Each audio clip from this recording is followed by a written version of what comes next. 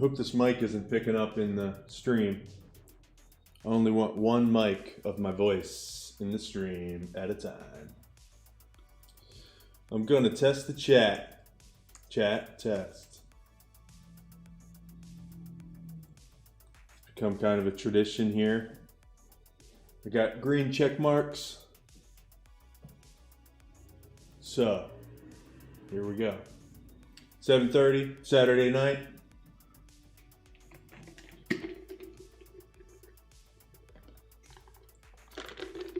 And we're gonna paint. I'm gonna give a couple minutes for, I don't know, people to show up. Hope everybody's been doing good. Hope everybody had a good week. Been thinking about maybe streaming more. I'm not sure.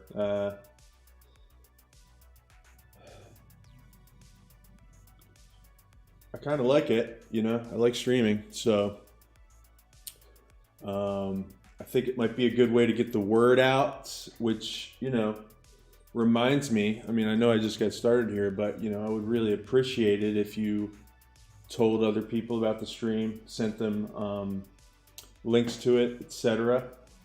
It's a pretty chill thing, you know. But I don't know why I always mention that when I talk about the stream. I guess it's just what I mean is like, it's me painting. So if you want that in your life and talking,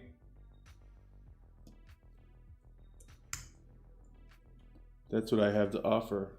The marketplace. Hey Eva, how's it going? So, tonight, we're starting on this painting. This is going to be an album cover for my friend's band. My friend Michelle, who I work with, my day job, has a band called Foothill Rounders. And it's her and her husband, Dan. It's a great name. So, yeah, they've asked me to do their album cover, and so we're going to start working on that tonight. Did some thumbnails. This is the one they liked the most. Their concept is, the name of the album is, and if I get this wrong, I'm sorry. They can correct me if they'd like. But the name of the album is Nobody Told Me the Apocalypse Would Be This Boring. And I don't think we're going to fit that title on the album cover, but I'm going to do a painting to illustrate that. So this is the painting. It's going to be some raccoons hanging out, walking up this road with their guitars strapped to their backs.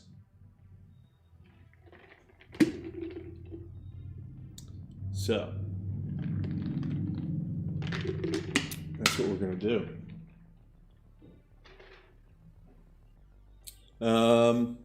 Let's see.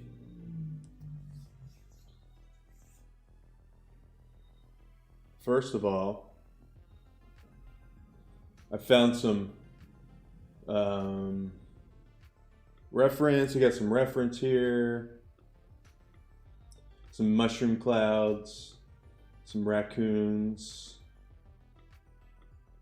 and some guitars. I think I'm just gonna warm up a little bit, just get started on the painting part of this a little bit. Get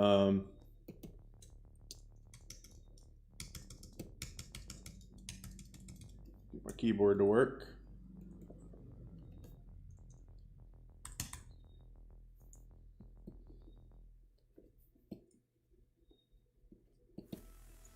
Started out in black and white, just to make the thumbnailing go faster. Do that a lot with thumbnails. I actually sketched this on my tabletop tablet. I've been doing that a lot. I've been liking that. I've been liking sketching on the tabletop tablet.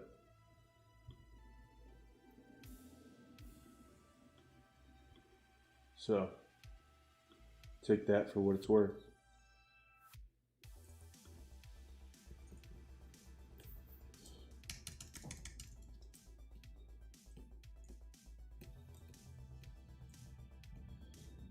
I think I'll probably be not painting this whole thing on the stream just because it needs to be done. I can't take 5 streams to finish it, 5 weeks of streams to finish it. So we're going to be working on it here on the stream, and then I'll be working on it throughout the week too.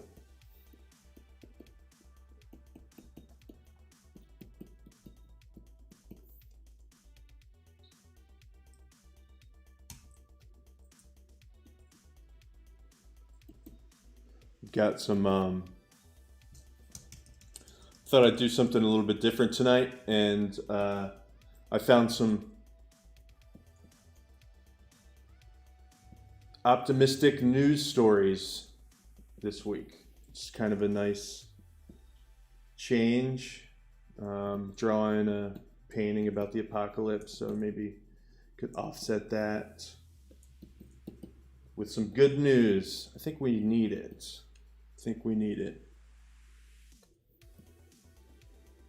The news seems to be full of, well, we know what it's full of. Not a whole lot of good these days, at least the main news, the stuff that travels around Facebook and everything, social media. That stuff tends to get the most attention. The negative stuff. But, I mean, I don't know. I think having a sense of humor, and even though maybe it seems inappropriate, I'm all about the inappropriate humor, I gotta say. But, you know, having a sense of humor and being optimistic are not bad. It's kind of what helps us get through life. I take it very seriously, having a sense of humor about stuff. I think you should too. So say hi in the chat if you're here. If you're hanging out, let's get a conversation started. Yeah, like I said, I looked up a couple of kind of good news stories. We'll take a break here in a minute. I just want to get a direction going on this painting.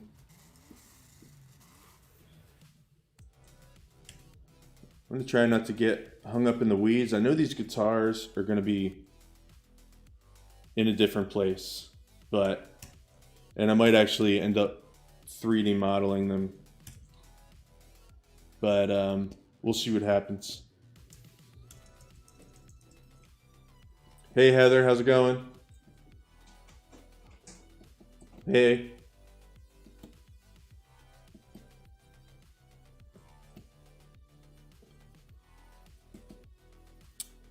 Y'all worked into you guys digging your new place? Hope it's been going okay for you.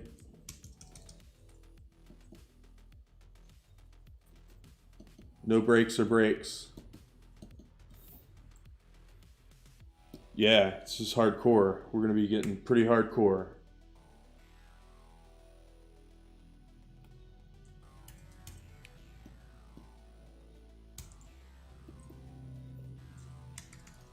I'm just going to get rid of these guitars for now because I need to balance this composition a little bit. It's feeling a little bit. I don't want to redraw this whole thing, but just want to get this composition feeling a little more balanced. Heather's going to YouTube. Good. I'm trying to get everybody over to YouTube. Just because I don't see everybody's comments on Facebook. This is kind of like an ongoing problem. My friend Amani is always, you know, she like comments, and for some reason I can't see your comments. So, Amani, if you're here and you're commenting, please go to Facebook where all the comments get shown. Facebook has so many like archaic, arbitrary, constantly changing rules that I'm just real tired of it. Plus, it's, I don't know, man. It's evil, you know? Even though that's kind of played out saying that, it's just fucking, what is it? I realize I'm streaming on YouTube or on Facebook right now for free, and that's cool. Thanks for that, Facebook. But still, like, I don't know.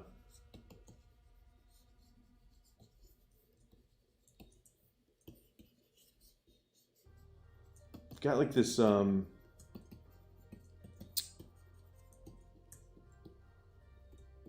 what do we call it? What do I call it? Instinct isn't the right word. That's not the right word. That's not the word I'm thinking of.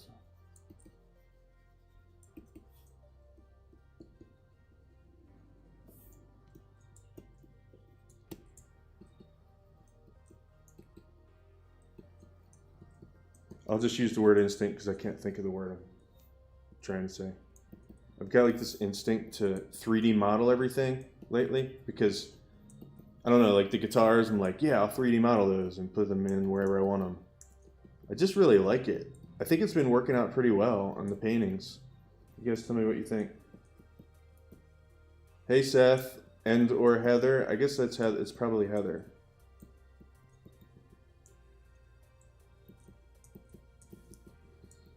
Several members of my family are here as usual.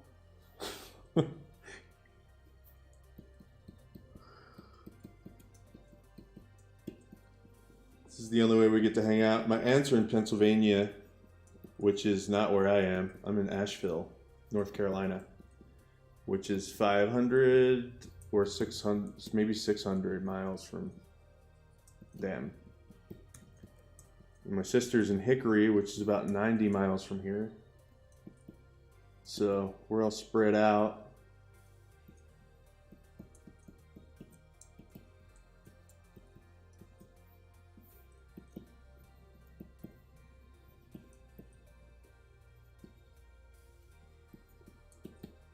I'll post a link in a minute to the Foothill Rounders. Yes. Granite Falls. Hey Michelle, Michelle's here. Michelle of the Foothill Rounders is here on YouTube. Say hi to my family, Michelle. Several members of my family are here right now, which is cool. It's really cool. Hey Patty, how's it going? I'm doing okay. I hope you're doing good too.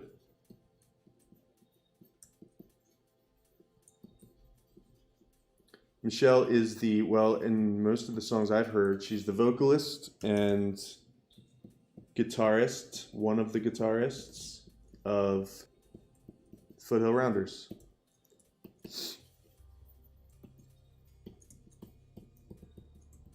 I'll post a link to their stuff in a minute.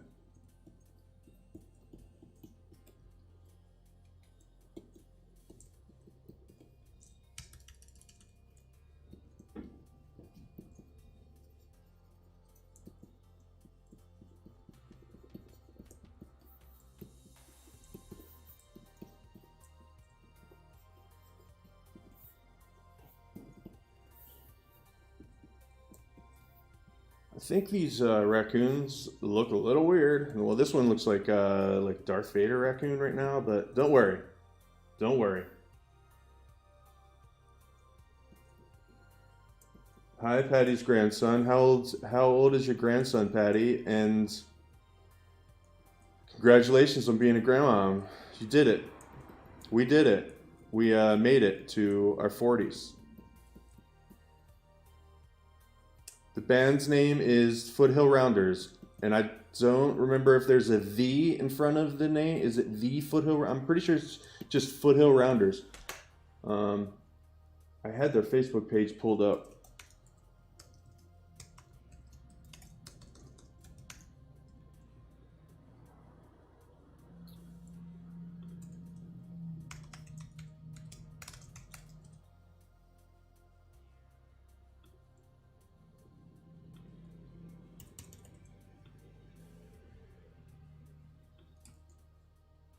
There's a Facebook page.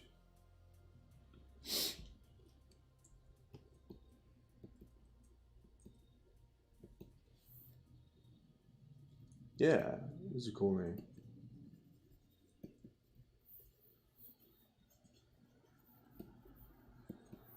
Oh man, this guy's head is way off. I'm gonna make a copy of this, and I'm gonna do some other stuff.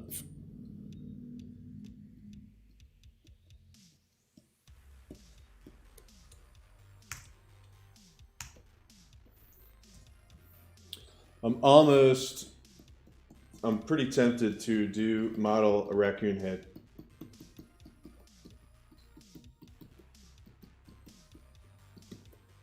It's really just to do it, kind of.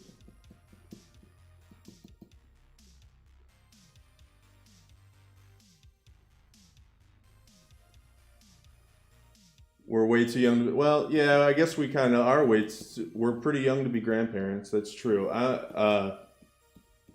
But hey, that happens, right?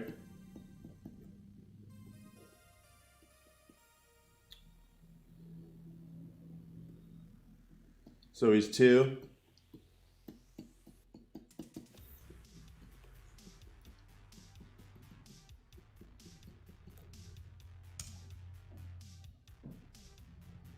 I can make some major moves here. Raccoon heads.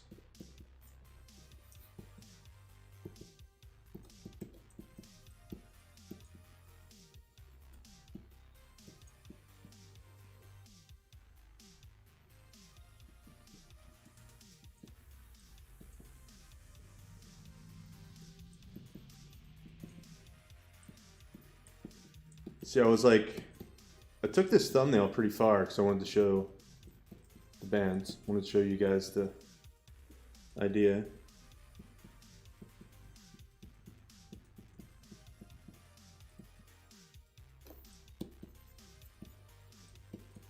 But I can't be afraid to tear it up.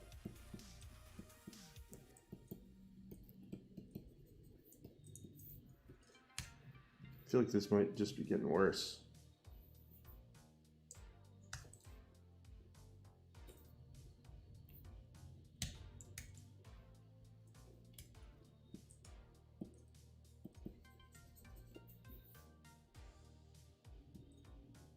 Got to tear it up to build it up. Let's look at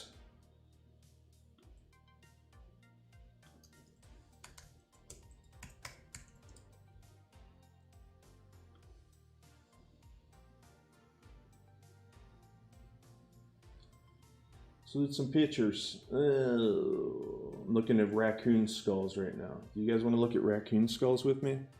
Here we go.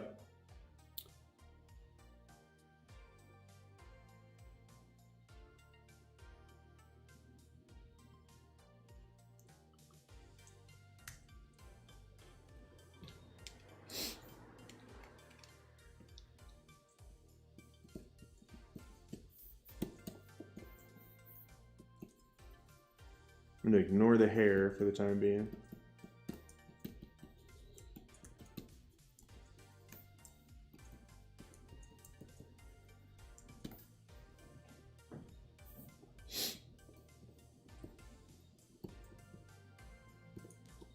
Oh, I gotta bring the chat back up. There we go.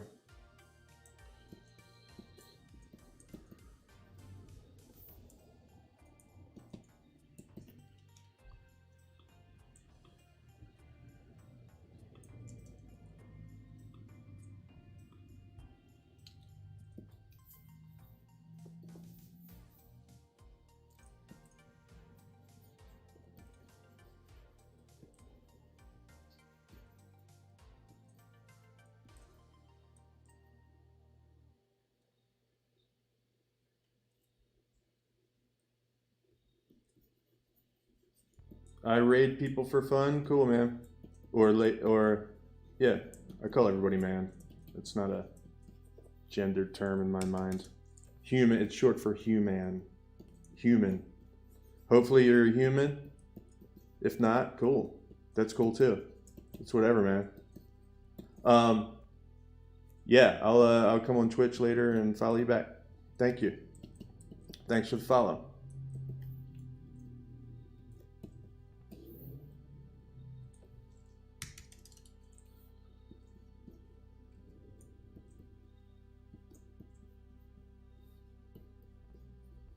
Okay, it's raccoon head.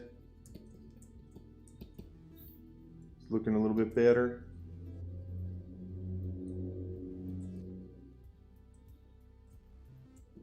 Seth, is that really you, Seth? Or is that my sister?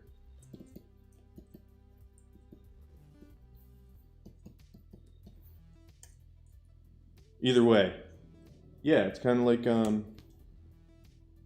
don't know what happened. I think I'm like some kind of leftover classic rock person somehow.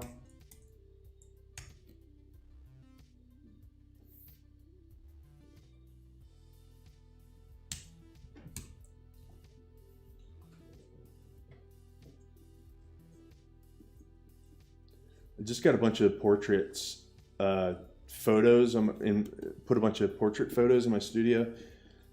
They're pretty cool. I got Led Zeppelin.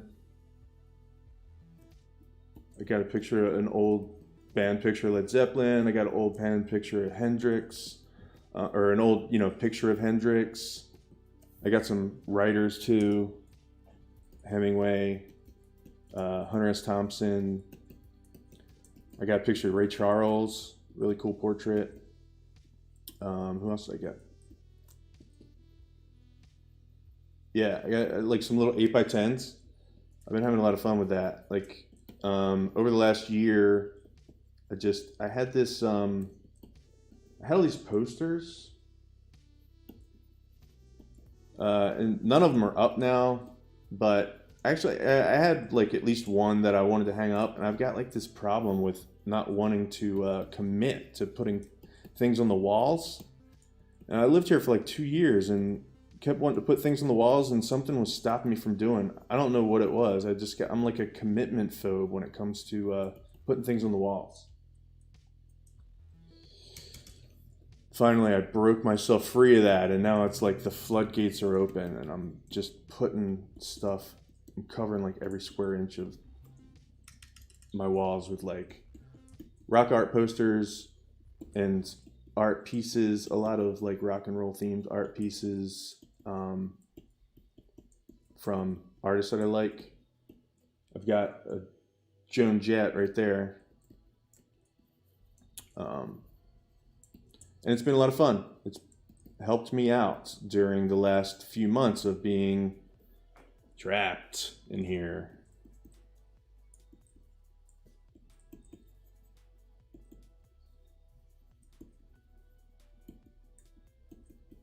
And I feel like I've grown as a person, and I don't have a phobia of hanging up posters anymore. What a weird phobia. It's not really a phobia. I mean, I wasn't like sweating at the thought of it or anything. Something was stopping me from doing it.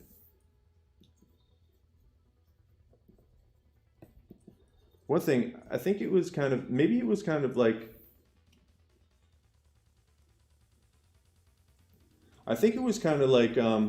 I didn't want my apartment to seem like a teenager's room, which is so stupid and ridiculous. But the way that I got around that was twofold. One, I decided to give an F. And by F, I mean fuck. I didn't give a fuck.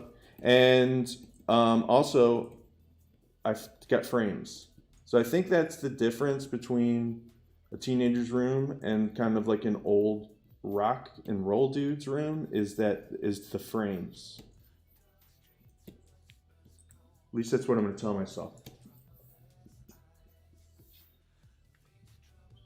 Yeah, that's true. Some landlords freak out, but Mine doesn't. Mine's cool. Plus, I'm putting like little nail holes and not big. When I moved in here, this place was full of holes, all kinds of holes to patch. I repainted, so I think they like me.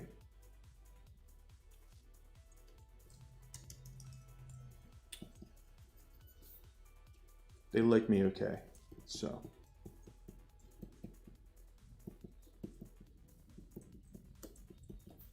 That's looking a little bit more like a raccoon. It took me a while to feel my way through it.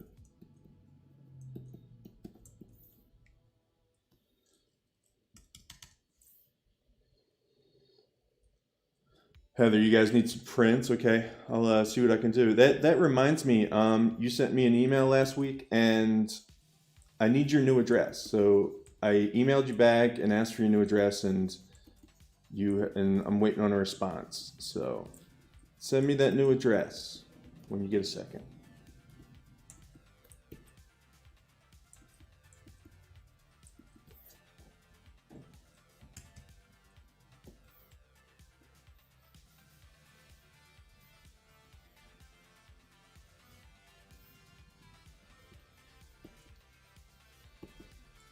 You need to kind of decide on a horizon, and I'm wondering if it should be higher.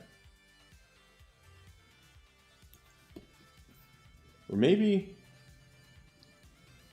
yeah, it's weird. This mushroom cloud is kind of stuck on the horizon, so maybe let's put it, I want it to be like way out there, but I want it to show up, so we'll take care of that at some point.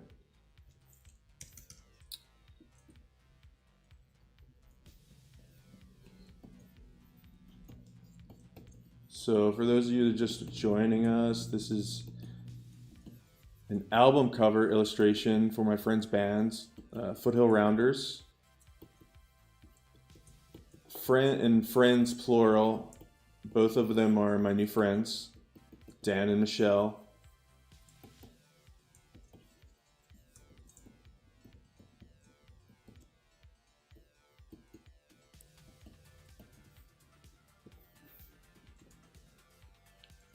I think I'm going to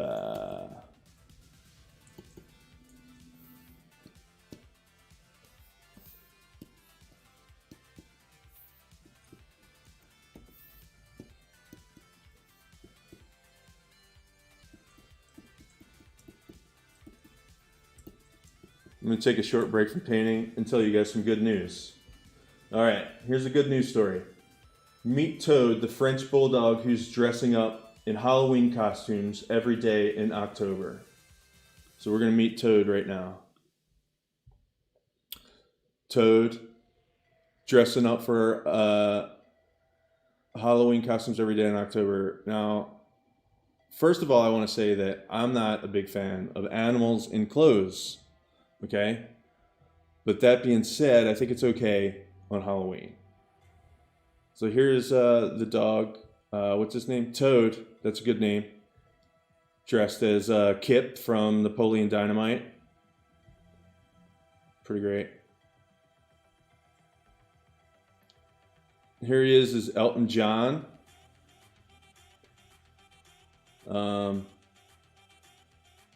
Is he happy? Is this dog happy? He seems okay. He seems just fine. All right. Here's Little Mermaid's best friend, Sebastian. I never saw The Little Mermaid, I don't think. I'm sorry. Hopefully this dog isn't really in the ocean. They should, yeah, I'm not gonna say that. Okay, and here he is as a chef. They've got a nice house. I wonder where they live. And here we go, Napoleon Dynamite. Man himself. Look at those. Look at those jeans, man. If you're gonna dress your dog up in clothes, this is how you do it. Sweaters, etc. Not a big fan. But this is the dog in Napoleon Dynamite outfit. Pretty awesome. This dog is pretty cool. So There you go. There's something good happening in the world, you guys. It's happening all over the place. There's like 7 billion people on Earth. I don't know if that number's right or not. Some of them don't suck. Some of them are okay, you know. Some of them are doing stuff that's kind of cool, that's positive. I don't want to be a Pollyanna about everything, but there's good stuff going on in the world. That's all. Michelle, what? Is your mind blown by Toad the Bulldog? Maybe I'll give an update next week because there'll be 7 new costumes next week if he's doing it for every day in October.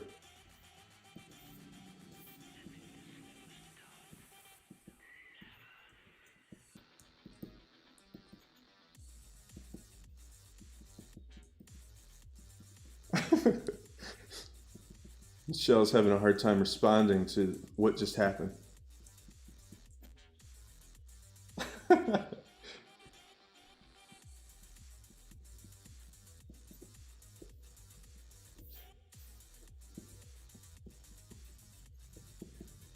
Also, I was gonna say, Michelle, if you want to like post a link to anything, please feel free. I hope that goes without saying. I think people are gonna be interested in hearing your music. So these ears are weird. These ears are unacceptable. I always have many problems with animal ears. I don't really understand. I guess it's just because the perspective is on them is weird. Often, not weird, but just they sit on a spot in the head where it's always a perspective problem to work out. But everybody's got their strengths and weaknesses, I guess. Toad the Bulldog got a new follower. Awesome.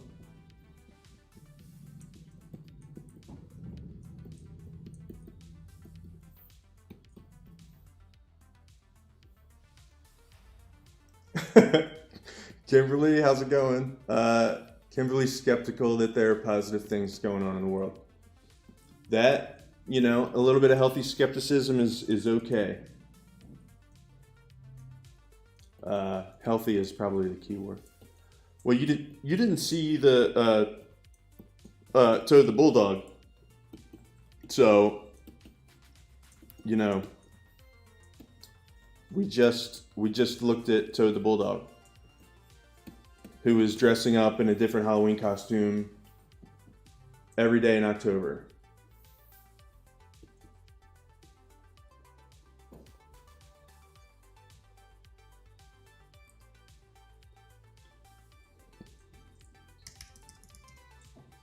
Kimberly.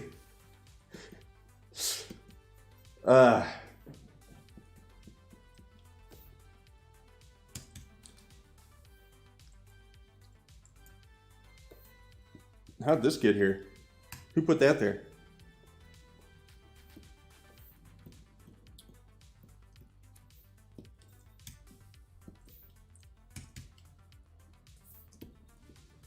I hope it's not too boring to watch me paint in black and white. It's kind of necessary. I feel that it might be necessary at this point until I get this composition worked out a little more.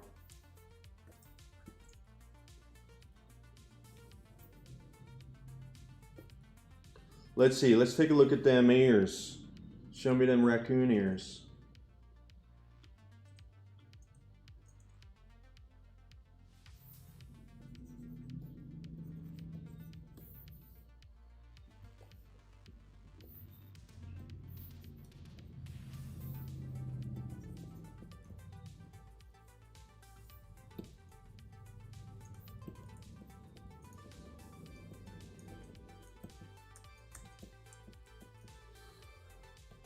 What else is going on? I'm still finishing up the second book of my graphic novel script. I'm a little bit behind on it, but I took a week off between books, which I'm not going to do again, but I did it. And so that put me a week behind, and now I needed another week to clean it up, and now I'm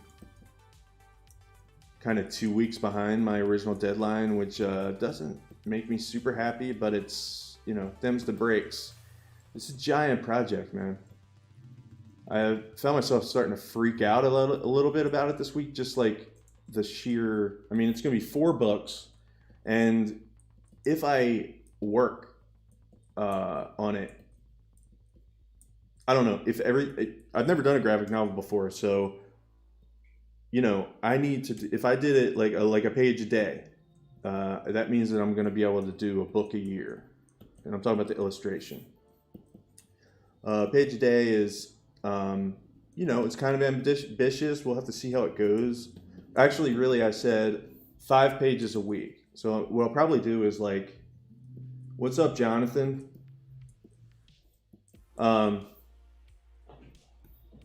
going to do 5 pages a week. I've got kind of a plan on how I'm going to do that. So if I do 5 pages a week, I think I'll be able to do a book a year. So what I've been doing, like with the second script, I'm writing the second script, and the first script I've started to, like the script, I wrote it in kind of screenplay format or something close to screenplay format and sent it out to some friends. You know, I think overall people like the story and stuff, and that's cool. About 40% of the people I sent it to read it, which is so far, which is, I think that's an okay number. But anyway, lost my train of thought. What was I talking about? Oh yeah, the first book I started to break it down into kind of like panels, how pages are going to work in panels, and I think it's going to, you know, so I'm just trying to like get ahead of myself. I'm doing character design too while I'm writing, so all these things are going to kind of contribute to it going smoothly. I think more smoothly than it could be. It's just that, I guess, just the prospect of working on a project and it being kind of like out of necessity, my main project for the next 4 years at least is kind of daunting, especially since, like, you know,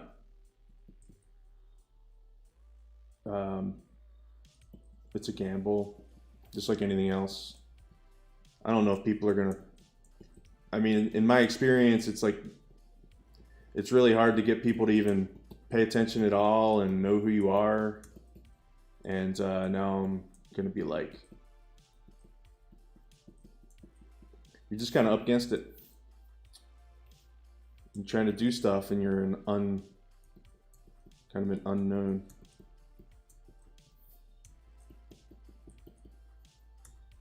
But if it was easy, everybody would do it. And so I'm just gonna do it, man. I believe in the story. I think it's gonna be good. But I'm also thinking about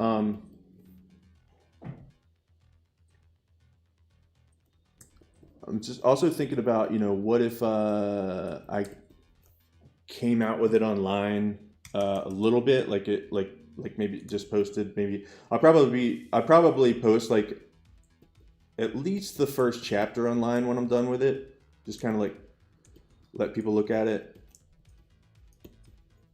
I might do it, release it digitally in chapters like that, but I also like, I don't know. Once that train starts a rolling, you kind of like need to keep it going, otherwise people will forget about it, etc. But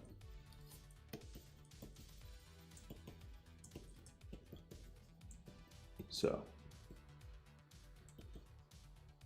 anyway, just talking about my concerns with it, but overall, like, I don't know, I was feeling pretty overwhelmed about it, but then I just thought, like, you know what, like, I think that I could probably map this thing out in such a way where the books are about 250 pages a piece, which is a lot, but I've got kind of a plan to possibly do that in about a year, maybe 13 months, etc.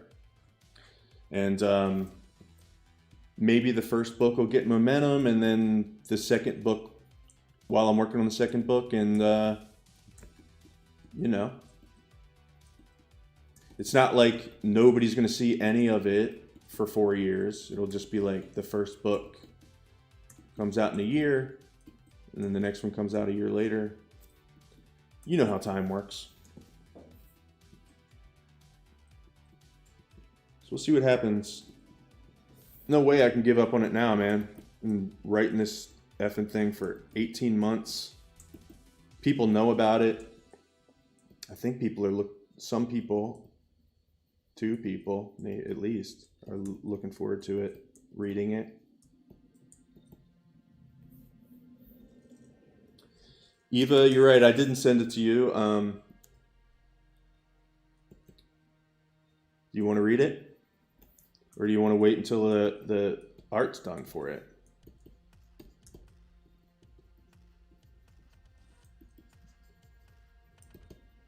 I sent it to just like a few people because, like, you know, I'm basically, if you read it, the story will be spoiled for you. And I had a few friends that volunteered to have the story spoiled for them. So it's kind of why I'm limiting it.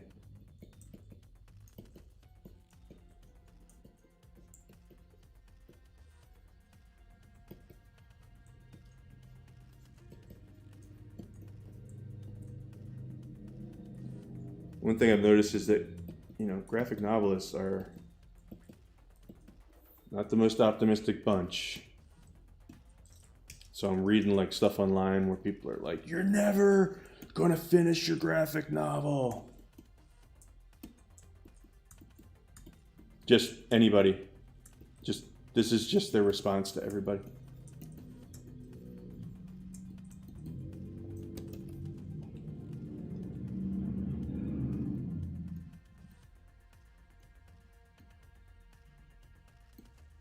Michelle, thank you very much. Thank you for having some faith in me. Yeah,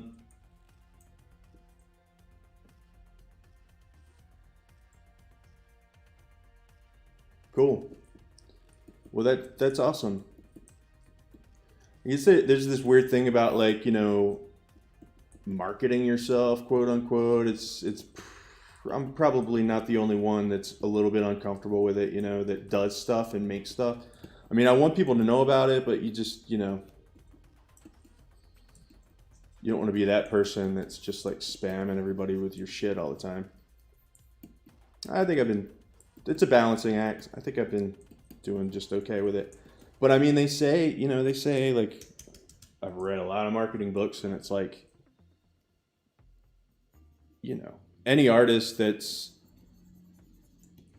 and that includes everybody, writers, whoever, will just tell you that it's like 50% of your time is going to be in promoting stuff. You make the best thing in the world, and it's very unlikely that it's going to get noticed unless you promote it, which, you know, makes a lot of sense. But I think that there's kind of like this false myth that we have in our heads that, like, the internet's this big democratic place where great ideas rise to the top, and it's just not like that, man. There's too much noise and people gaming the internet. You know, they game it with just bullshit, you know. So you really got to figure out a way to break through the noise. Yes, have a great thing, have an awesome thing, but you also have to just, like, talk about it. I think marketing stuff has been like that forever, though.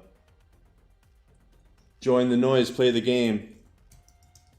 Jonathan, I imagine you right now with, like, one of those, with the they live face. Okay, so I'm sorry. I don't mean to give you shit. It's because I love you. You know that, right?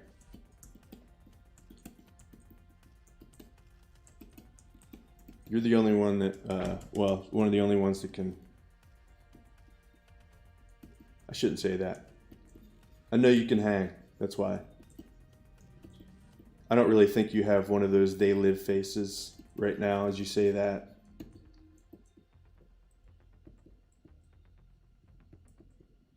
What am I talking about? I have no idea. Just making a raccoon head. Play the noise. I like it. Jonathan's new hashtag is play the noise. What are you supposed to do, you know? I mean, it's a good way to market. Kind of a free way to market. Your face is in rough shape. What happened, man? Because you've been working so much? I know you've been working a lot. You've like pushing GitHub commits at all hours of the day and night. I've been following those GitHub notification emails very closely.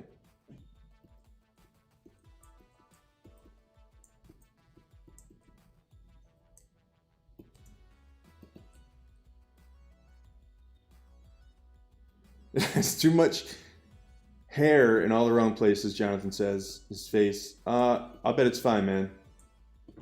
I'll bet you look super hot.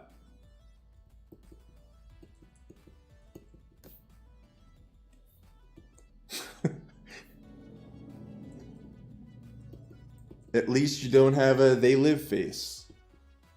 You guys know what I'm talking about when I say they live face? I hope so. If not, you can look it up. I'm not responsible for any kind of discomfort you may feel from the they live face.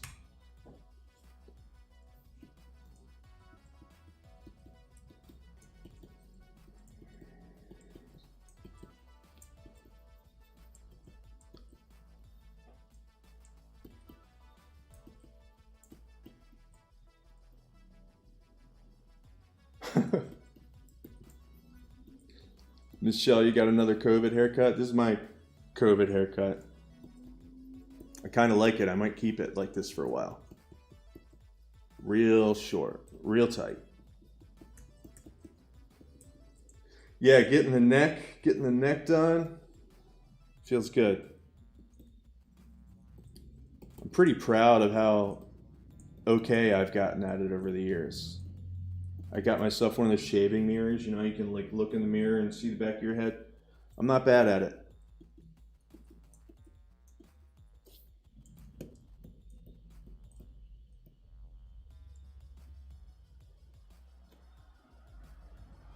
Okay, Eva, I'll send it to you.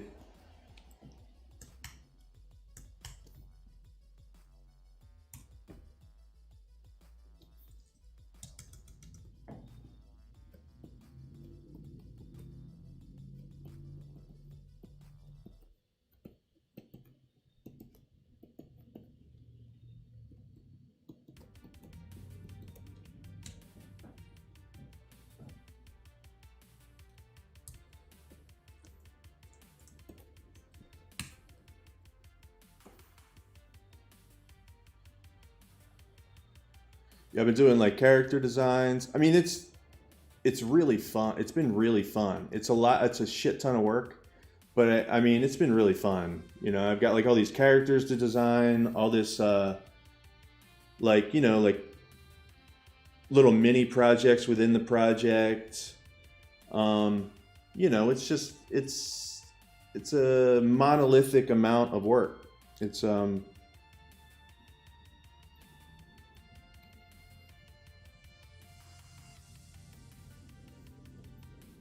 I've literally been writing it. I mean, I've had the idea for a while, been developing the idea for,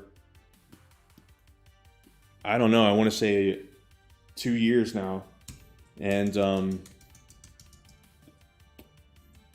writing it for a long time.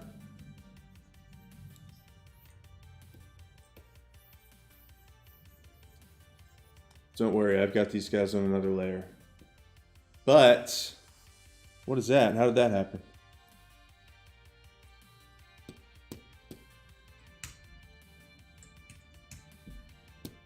Glad I checked that. That would have sucked. I need to get this background looking a little better. What is this? Oh, I'm working on the Foothill Rounders album cover right now. cover for their upcoming EP. That's right, Michelle, right? Still an EP, or do you guys... They're coming out with an EP. They asked me to do the album cover, so here we go. It's called Nobody Told Me the Apocalypse Would Be This Boring. Please correct me if I said that wrong.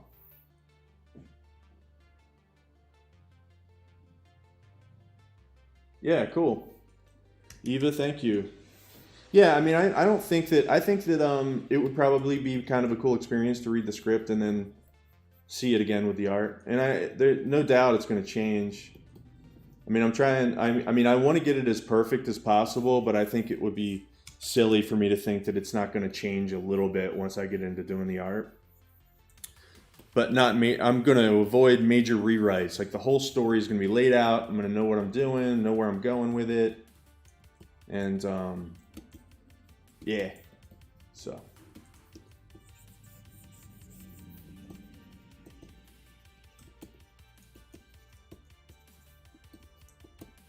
So, yeah, Jonathan, this is going to be an album cover. Post-apocalyptic. Fun. And it's Michelle's band. Michelle and Dan. Another Dan.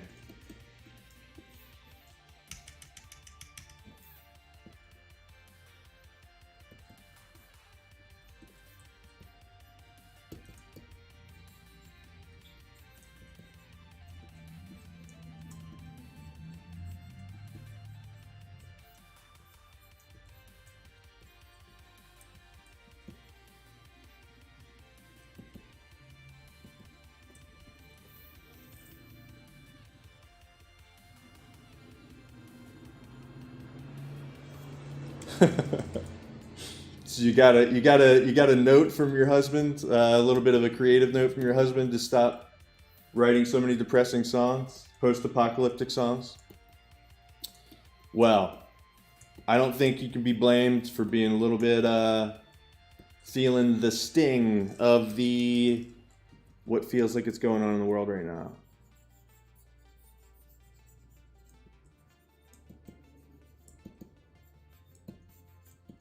Speaking of which, let's hear some good news.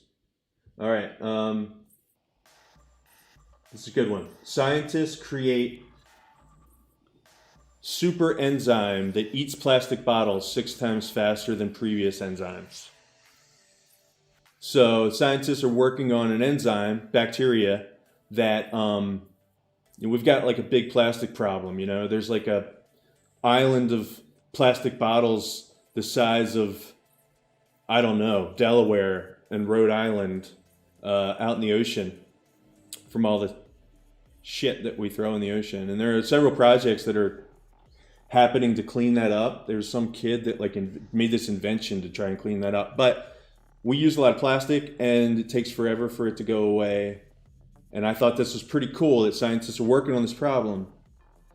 And they've created an enzyme that eats plastic bottles 6 times faster. I'm not going to think about the dangers of coming up with a super enzyme that eats things really fast, but I'm just going to say that this is pretty good news. And what I like about this is that, you know, I'm not saying we can just be like, oh, science has got it.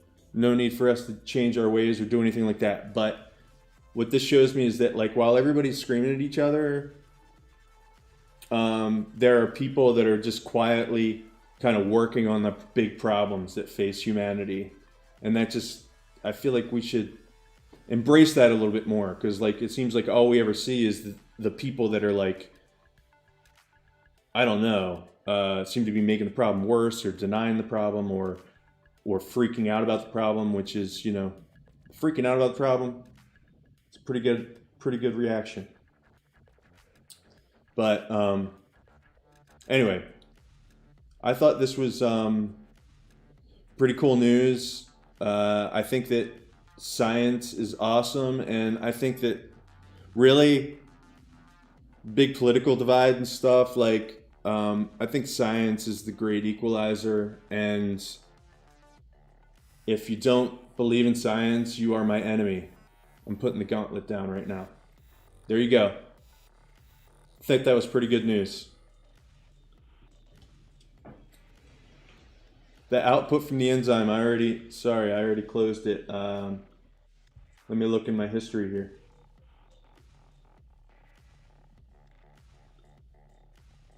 Oh, it outputs it outputs poisonous gas. It outputs giant clouds of poisonous gas. That's a good question.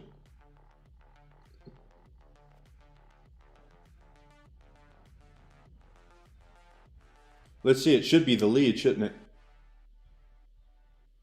Enzymes produced in the stomach of certain bacteria found during several high-profile discoveries have been combined by English scientists to create a super enzyme, reducing the time. I guess they turn into whatever plastic turns into. These chemicals to depolymerize or break them down into mere hours, from weeks into mere hours. What does plastic turn into? I think it turns into carbon, doesn't it? Which isn't great. But until we're not making plastic anymore. What is plastic? Isn't it a polymer of carbon?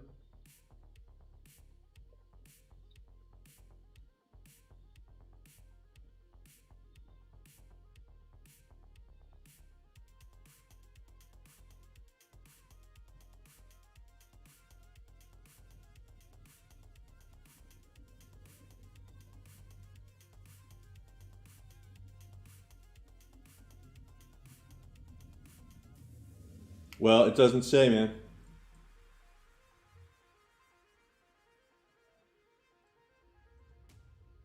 Yeah, like whatever plastic turns into. What does plastic turn into when burned? Oh my god. When it breaks down.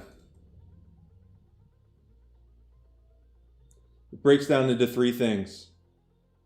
Terephylactic acid, which is very tasty in your iced tea, oil, and gas. I knew plastic was some kind of petroleum product, which isn't awesome, but here's how stuff works on plastic heaters. I know it's not awesome.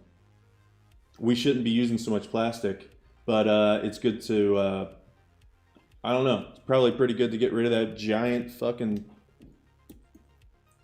pile of carbon or pile of plastic in the ocean.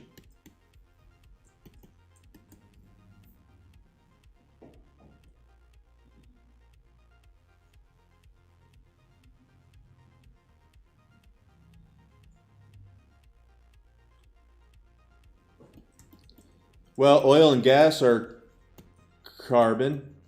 I'm pretty sure plastic's a petroleum product of some kind. Like, so what is a polymer?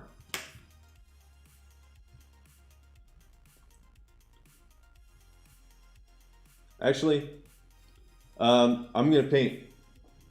I think those are good questions. We can go and follow up on those later.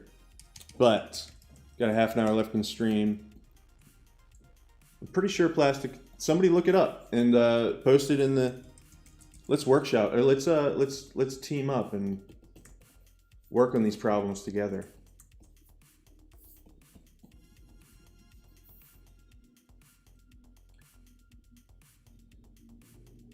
So Michelle, your daughter knows that kid, the kid that invented that plastic sucker upper thing in the ocean. That's pretty cool. Yeah, I know he's a kid. He's like a really young guy, right?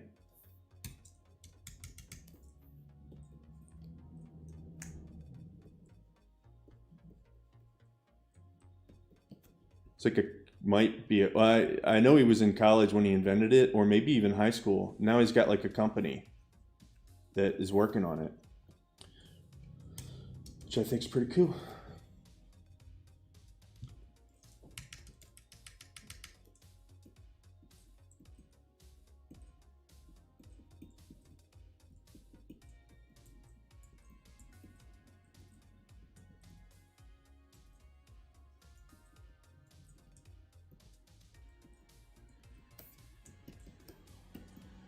I keep trying to give these raccoons sideburns too fast. I think I'm just jumping the gun on this, jumping the gun on these, jumping the gun on the sideburns. Yeah, he's been pretty successful when he first started the project. You know, ran into problems, of course, but the last update I got, last time I looked into it, is about 6 or 8 months ago, and yeah, I mean, it's not, they're still perfecting it and stuff, but they've got successful prototypes that are kind of doing it. And eventually, I just feel like eventually they will work it out, and then we'll be able to get a lot of the plastic out of the ocean. I mean, I don't know, somebody's working on these problems. That's what I like about it. You know, I'm not saying that we're like out of the woods or we can just start throwing plastic bottles into the ocean because that kid's on it or anything, but something. It's something.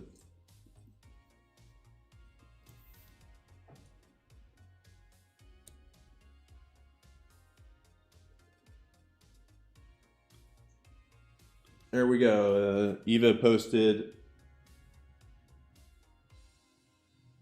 plastics. Okay, polymer. Right, Jonathan, you looked that up off the top of your head. Polymer, pronounced is a substance or material consisting of very large molecules or micromolecules composed of many repeating subunits. Right, I knew it was like a chain, but I'm pretty sure that chain is some kind of a polycarbon. Many carbons in a chain. All right. And then Eva says, plastics, also called polymers, are produced by the conversion of natural products or by the synthesis from primary chemicals, generally coming from oil, natural gas, or coal. So that tells me that they eventually turn into carbon and probably some other byproducts, which isn't great, but it's also not great for us to, you know, be killing all the fish with our Pepsi bottles.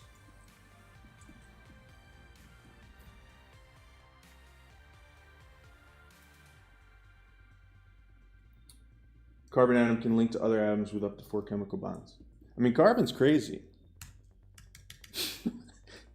I'm just gonna come out with that controversial view. Carbon's crazy, man.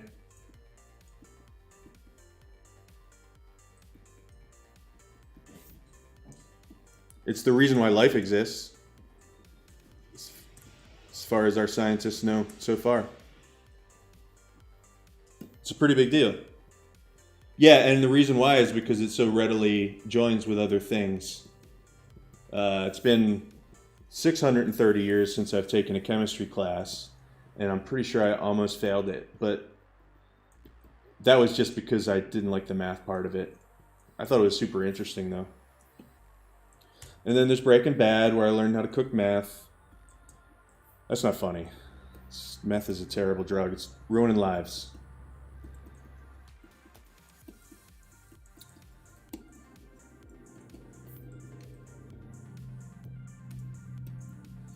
I think this is coming along. I feel like it's shaping up a little bit. Let's see how far we've come. This is how it started. This is where we are now. It's looking more realistic. I guess it originally had a little bit of kind of a cartoony charm, but I think that given this little bit of realism will be kind of cool for an album cover.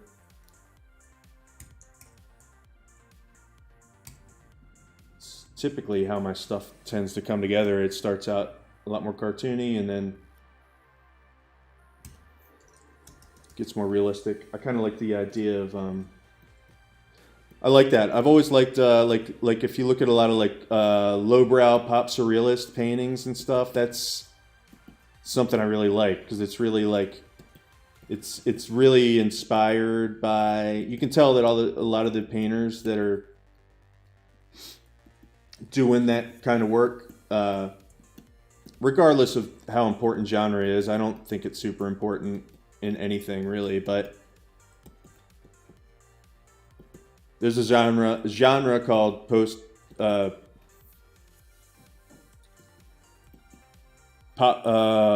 surrealism.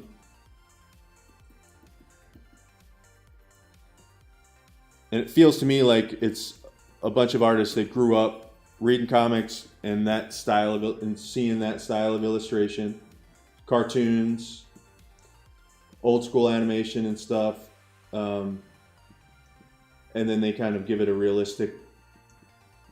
My favorite stuff like gives it realistic spin. Like render it in such a way where you spend a whole bunch of time on it. I think when I first discovered that I loved this was Ren and Stimpy. I don't know if you guys ever saw a Ren and Stimpy cartoon, but you should if you haven't. It's like the fucking weirdest, best cartoon.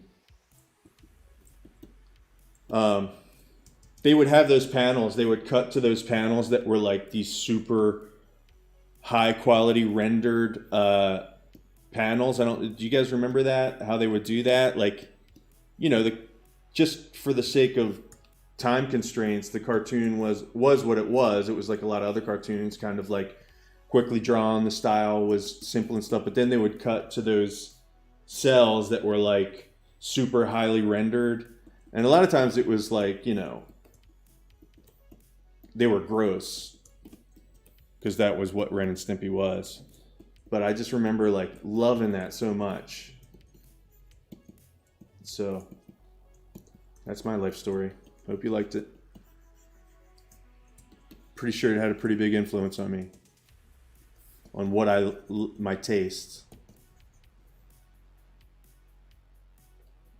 And then I think it was probably a kind of a natural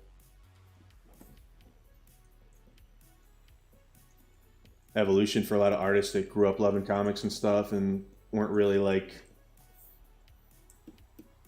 necessarily doing stuff that the serious art world would take seriously, but in a lot of circles that stuff, and including for me, that stuff is art. Highlights the absurdity of life, I think. Which is an important thing to keep in mind. Not in a bad way, just get over yourself kind of way, I think.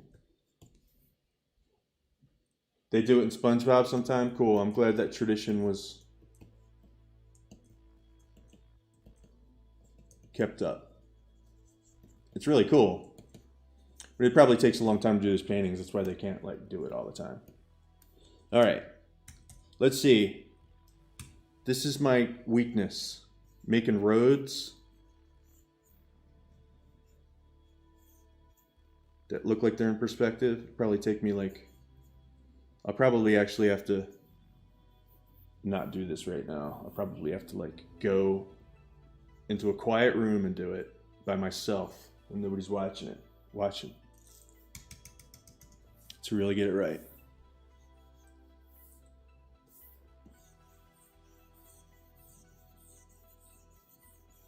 I haven't really decided what kind of road it is yet. I mean, it would make sense for it to be kind of a paved road.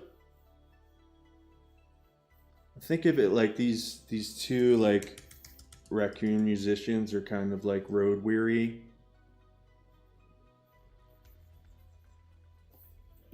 What if it's just like a highway? Every highway.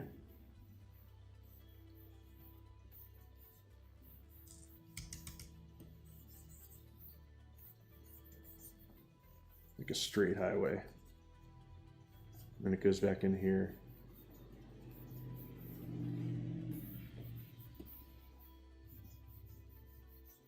Gives it a sense of motion. The perspective's not quite right, but I kind of like that.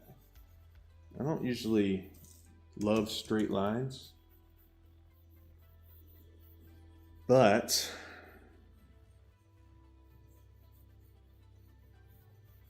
see if we can make something like this work. Wise man once said, life itself is a highway. That's true. And you know what I want to do? I want to ride it all night long. You know what I mean? Picking up what I'm laying down.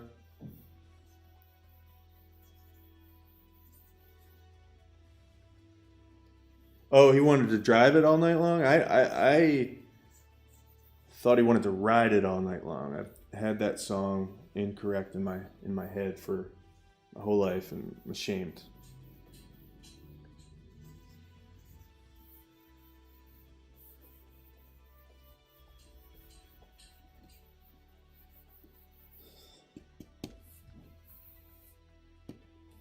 It gives it kind of a cool... I mean, it's really hard to show any kind of perspective because these two cool raccoons are hogging it. Oh. Yeah. We'll figure something out. I like the mushroom cloud. I think the mushroom clouds turned out pretty cool. We'll figure something out for this road.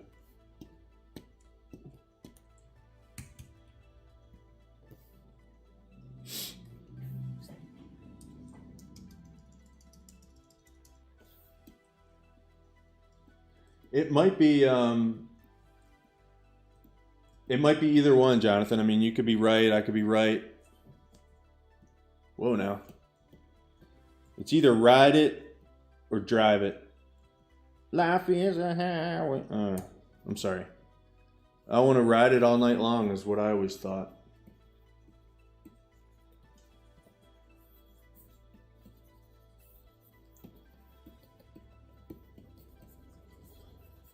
Oh man. Put some color in it.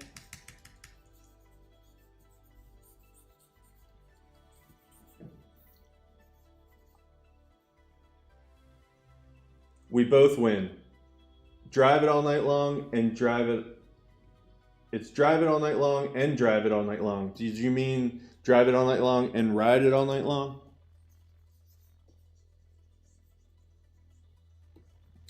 I know it's like life is a highway. I want to ride it or drive it all night long. If you're going my way, something, something, something, something.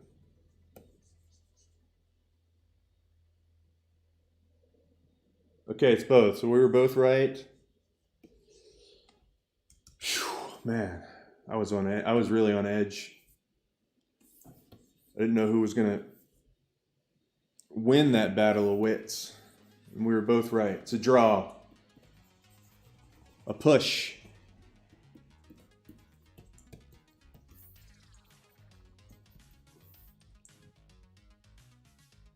Okay. Life is, let's just say the whole lyric. Life is a highway. I want to ride it all night long. If you're going my way, I want to drive it all night long. And that was, I want to say it's John Cougar Mellencamp, but I don't think that's right. Was it a one-hit wonder? Or no, was it Bryan Adams? I think my original, it's John Cougar Mellencamp, right?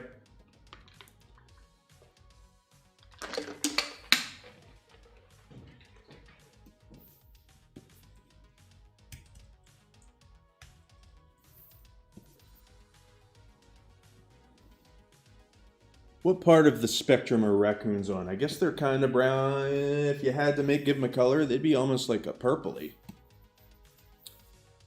Or I'm going to say they're purple just for purplish, just for the sake of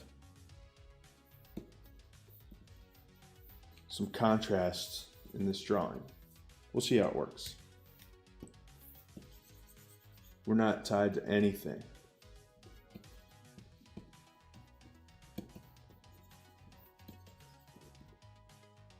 Tom Cochran. There we go. I had a feeling maybe it was a bit of a one-hit, or I would consider Tom Cochrane a one-hit wonder. Maybe he did a lot of stuff. Was he in another band like in the '60s? I want to say he was like in like an Eagles type band. Lay it on me.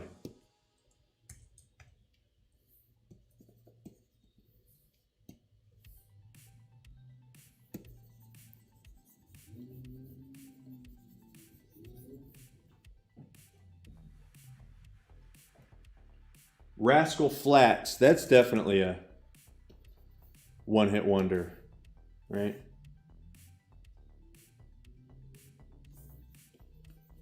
Looking at these, some of these reference images, and I mean, obviously, raccoons aren't purple, but if you had to call them something, I'd say that they might, at certain times of the day, their fur is like grayish, but it also might throw a little bit of purpley red out there. Oh no.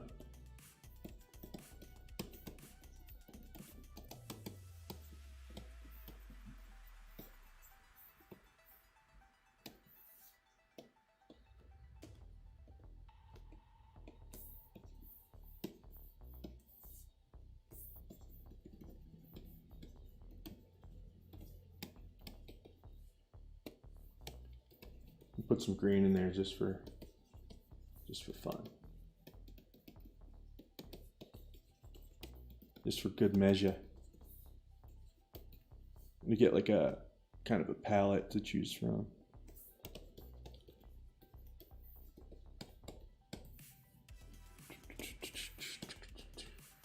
What happened? Don't you dare.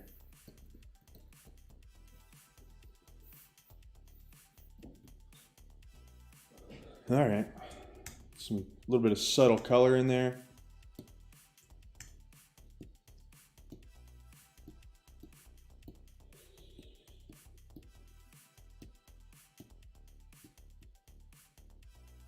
Not much, just a little so far.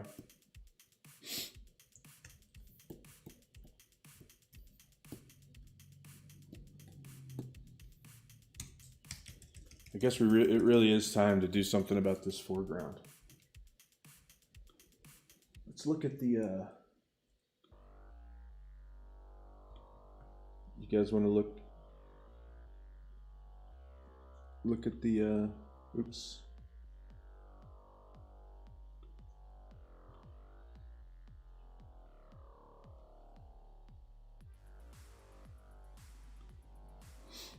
Nuclear fallout will turn anything purple. That's true. Everything will probably have kind of a purpley cast, but I'm kind of digging what these colors are now. We're gonna nuclearize it to some degree. I think I'm gonna leave it kind of desaturated. That's what I'm feeling about it at the moment.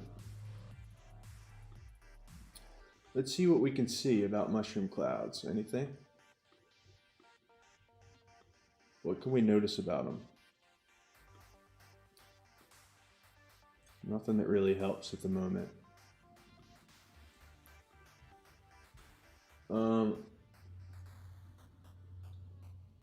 Hello, Yorick Hunt 1. Hello, how are you? Just painting a painting here. Good to see you. Thanks for coming. Painting an album cover tonight. Starting an album cover.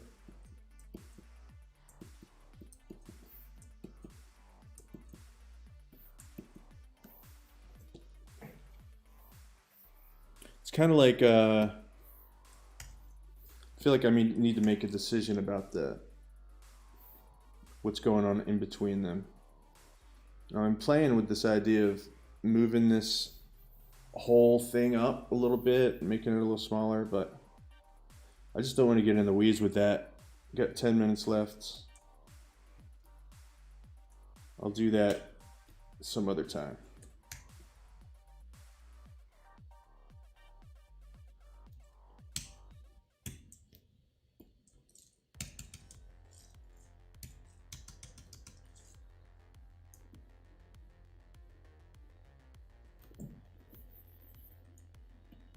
I mean, the fact that this is so dark.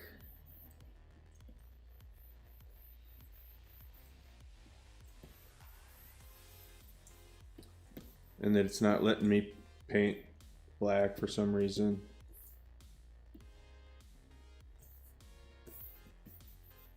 What's happening?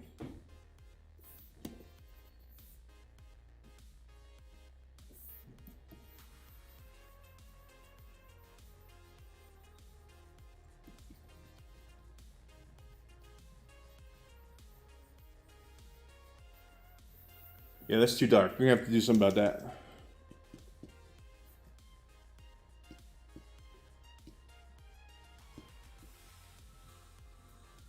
I think what I like about it that I normally don't like is that it's adding some perspective, right? But it's also too intense for the current state of affairs with this painting, in my opinion, which does matter in this case.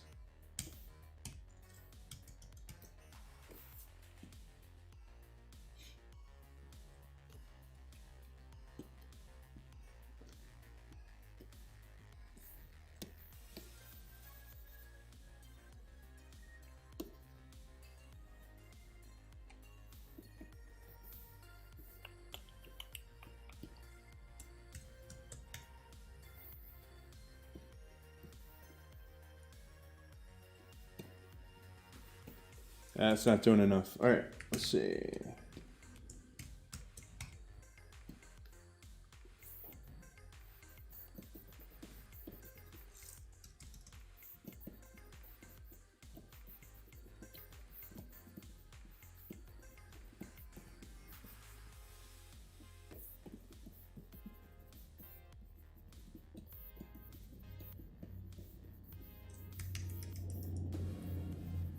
Probably just a bit too early to start getting into this kind of... I mean, it needs some atmosphere, but I think I might be using this brush a little too early.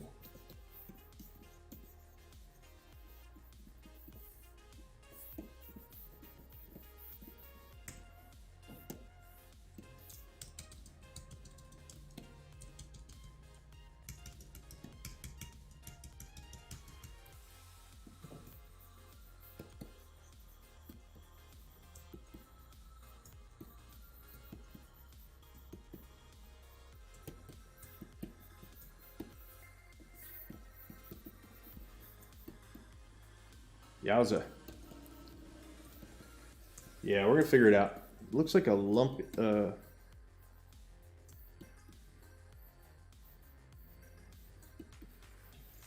Want this to be a smoother transition.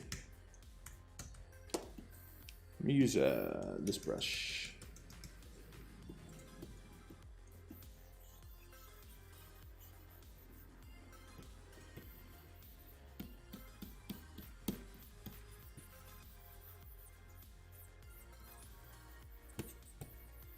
Starting to get a little bit of atmospheric perspective in here. Kind of like how it looks a bit spooky. I think it's looking pretty okay. Thanks, Jonathan.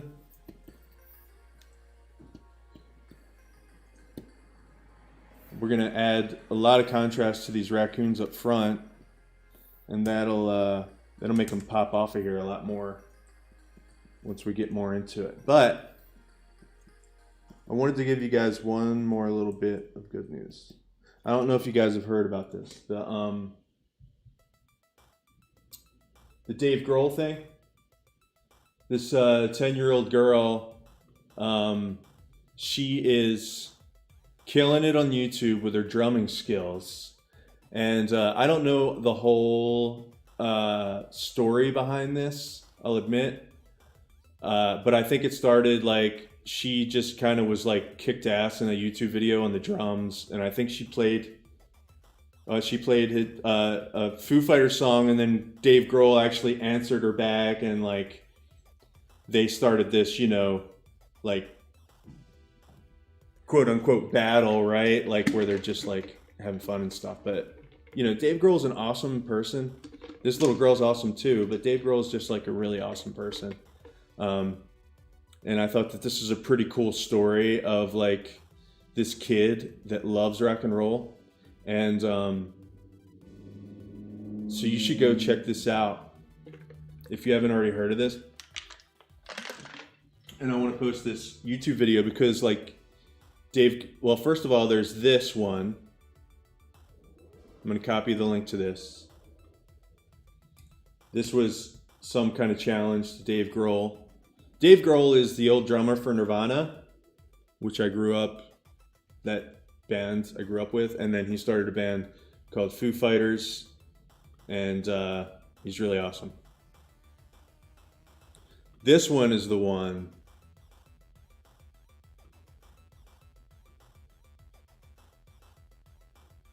This is actually a reaction video of, it's a little bit reality television-ish, like it's a little bit set up, but it's kind of a reaction video of this kid. What's her name? I can't believe I can't remember her name. Nandi. This little kid, Nandi, like Dave Grohl wrote a song for her, and it's a really awesome song. So there you go. That's your one more little bit of good news for the evening. Some people are cool. And little kids are still learning rock and roll. That's good news for my old ass.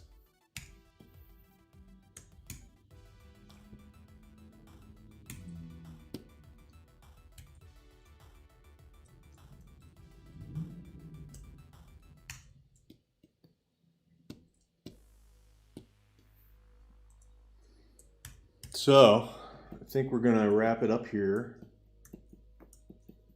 Flew by tonight. Nirvana, like the Buddhist heaven limbo? Yes, pretty much.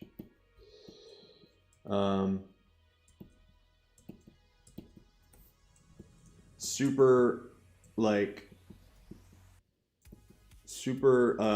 enlightened lyrics, super music to like meditate to. Definitely.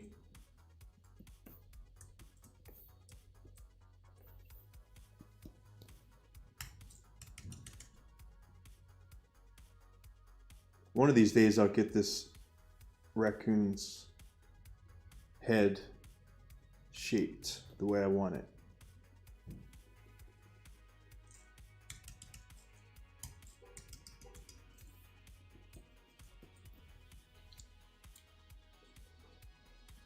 I think these guys are going to just have to be smaller someday. But we'll worry about that this week.